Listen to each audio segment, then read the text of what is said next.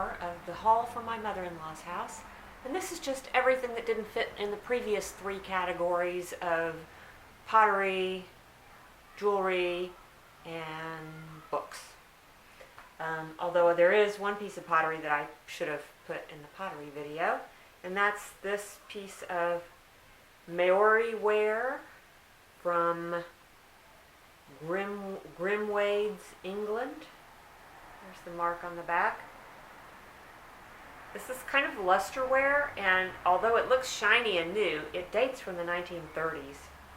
And it's not super valuable, but I think maybe $20 for since the condition is so nice. Okay, let's see. I'm going to show you some picture frames first. So most of these are really cool old picture frames. This, I think, might be silver plate on pewter, or just really polished pewter. I'm not sure. It just looks too shiny on this side. But that side definitely looks like pewter. Somebody bought it for $2. And then this is just beautiful. This is either Chinese or Japanese. It's got the gold, I don't know what you call this. It's applied metal design on this frame. And this very lovely girl looks like she's from the early 20th century, I would say. And I did open this up to see if there was anything interesting on the back, and her legs are folded up under her, so the portrait used to show her feet, and whoever did this should have chopped the top off, but instead chopped her feet off. So anyway, very pretty girl. And then this is just a nice little wooden picture frame. There's the back of it. These are all fairly old. None of them are new. This is a nice little brass frame, and then you can tell by the back that's got to be 1940s or 50s. This one is quite interesting. This is a guilloche enamel frame with a very 1960s mod design, and it is nicely marked on the back with the name of the maker, which is a German sounding name that I can't pronounce, and it says 1969. So it's nicely dated. And the photograph, this is Amelia that you've heard me speak of, who gives me so much jewelry and linens, and she shops at the wonderful rummage sales in Washington, D.C. She's a shopaholic, but she can't keep it all, so she just gives it to me. She gives it to everybody. But what other people don't want, she gives to me to sell. And I just noticed there's a little chip in the glass there, but this is Amelia as she was when she was a teenager, and she's my age now, but if you want to know what she looks like, just picture her exactly like this, but with short, curly, gray hair. Her face has not changed one bit. And this is unfortunately broken on the back, and I think probably I'll just duct tape it so it'll be functional.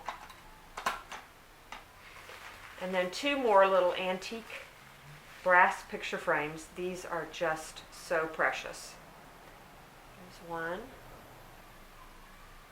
And that's what the back looks like. These, I'm going to shine them up because someone shined a little bit so you could see what they look like.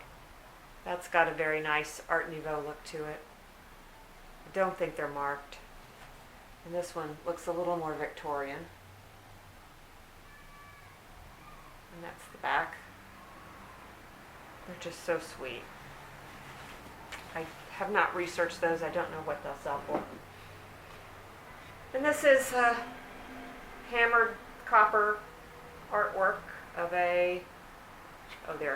sorry, I had him sideways, of a Mexican gentleman with his sombrero leaning up against a tree. I don't know that will sell for very much, but it's kind of old. I bet that's from the 1960s. Got a silver plate cigarette box. It's lined with cedar. And this is marked, if I can find it, right there. It's marked on the foot Napier. Napier, as you probably know, is known for their jewelry, but I guess they made other things before they made jewelry or at the same time. I looked these up. They don't go for a whole lot, but maybe $20. And this is one of the most interesting pieces. My mother-in-law says this is Russian. It's enamel on sterling silver. I do see a mark on here that says 925S. And there's some other character with it, but I can't quite read it. But this is something that my mother-in-law cut out of the Maine Antiques Digest that shows some kind of similar ones, and it's a sugar scoop, she says. And some of the Russian enamel stuff goes for lots of money, but I'm thinking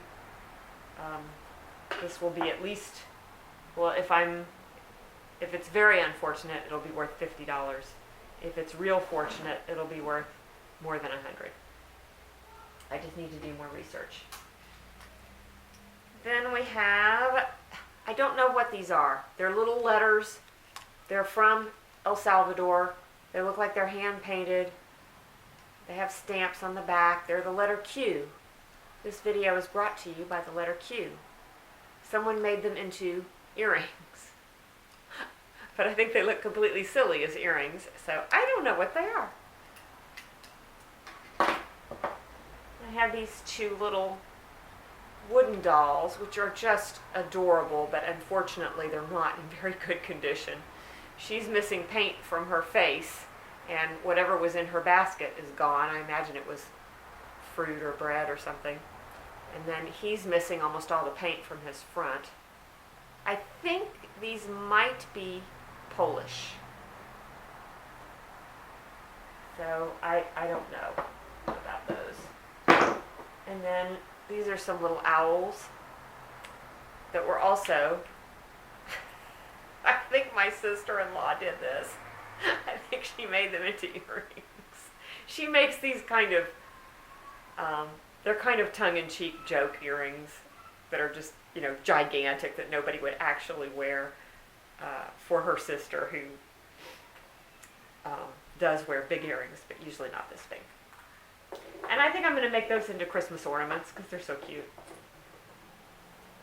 And then the last thing I have to show you, I'll have to get Miss Muffin off of them. She's sleeping on them. Oh, she's been so sleepy today.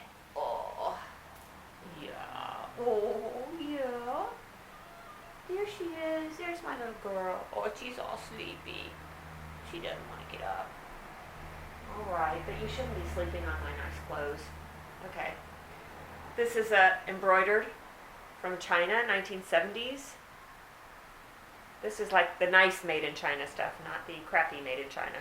It's all handmade embroidery on silk. And then these two shirts are from India. We think maybe 1970s also. They're just beautiful, beautiful handmade shirts. Got the covered buttons and maybe they're not. They do have like a company label in them, but they're just so nicely done. And these fit me so beautifully. It's not the kind of thing I normally wear because you have to iron them. But I might wear these. I don't know. They're so pretty. And they fit me so nice and they look so pretty on. All of these fit so pretty. Okay, that is it. The haul is over, at least for now. I had to leave a lot of stuff behind, so next time I go down there to visit, I will be coming back with more. It'll be mostly pottery. That's what I really didn't have room for. A lot more of the Bauer pottery and Catalina pottery and I'm not sure what else. Okay, thanks a lot. In case I didn't mention it, I'm sure I did. Most of this stuff will soon be for sale. at vintagedazzle.etsy.com or on eBay. Thanks, bye.